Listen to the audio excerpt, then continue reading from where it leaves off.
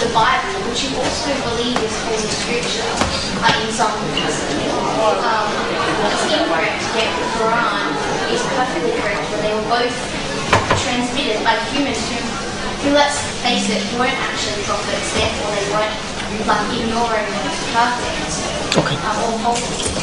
Okay. Did everybody hear her question? The way we can do that is very easy with the evidence that we have left with us today. If you take the Quran and look at it today, it is exactly the same, no matter where you go in the world. And it's not like the Quran was on the internet 1,000 years ago. It was passed to different parts of the world by companions who memorized it directly from the Prophet Muhammad, peace be upon him. And no matter where you go in the world, that Quran was exactly the same to the letter. And it has never changed in its transmission. Those who know it today can go and look at the originals that were written down by a companion who then verified it with all of the companions who said that yes, all of them verified this is the Quran that was revealed to Prophet Muhammad. That is what you call a direct chain of evidence that leads back to its originality. With the Bible, there's nothing even remotely like that exists at all. And no biblical scholar in their honest right mind will say that, because there's no originals that exist. There's no chain of transmission. The documents that we do have of the Bible are not the same. They do not agree with each other. And this is why you have so many versions and variations and differences of sects and orthodox, and they believe in this book and this version and that version and that version, because it did lose its way along the chain of transmission. It was, and that's all part of God's wisdom, because it was not the last message. It was not meant to be preserved forever. It was a message that was for a time.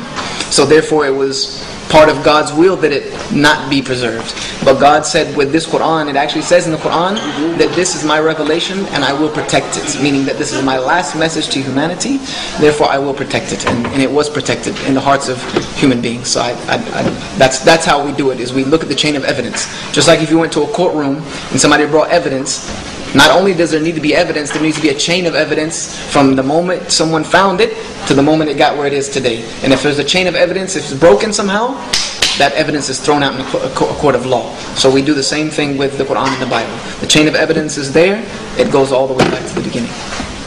So very welcome. And some more questions at the table. We don't have time?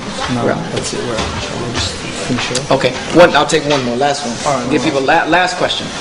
Yes, and then you can meet me at the table. I'll be out there. Just want to clarify something. Do you believe that Jesus? Did the question, everybody hear the question? Do I believe that Jesus was crucified and died? No.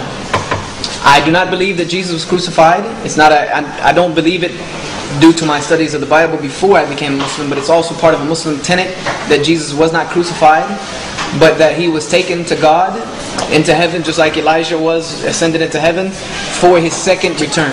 We as Muslims believe that Jesus will return. I'm hoping that it happens any day now, because when Jesus returns, he will set the record straight about who he is. That will be his mission, is to return to this earth and make clear who he was and what he would do. So that's a part of the Muslim belief. Thank you very much for your time. Now, before anybody leaves, I have to stop. Nobody move. I have 4 black belts. I will keep you here.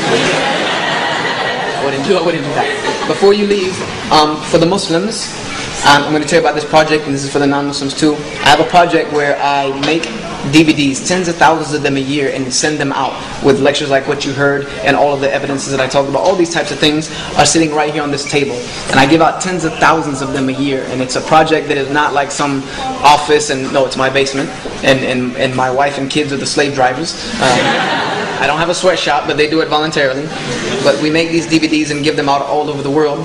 But the only way I'm able to do that is if you Muslims contribute to the project by purchasing the DVDs and giving them to non-Muslims, or copying them over and over and over and over and over again. There's no copyrights in Islam to me, so you copy them all you want. You cannot copyright knowledge. I don't know how you can do that, but give them out. So what I would like to do is, and these are all I have, this is it. Don't make me take these home, because Customs had a field day with me when I had all these DVDs.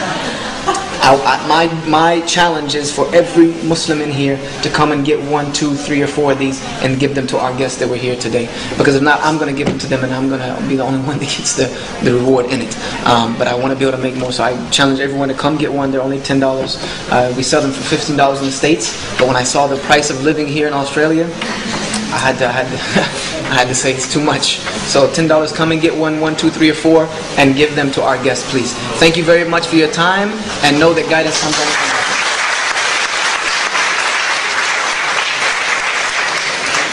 Oh, and anyone wishing to get in touch with me, you can do it right here. This is my website.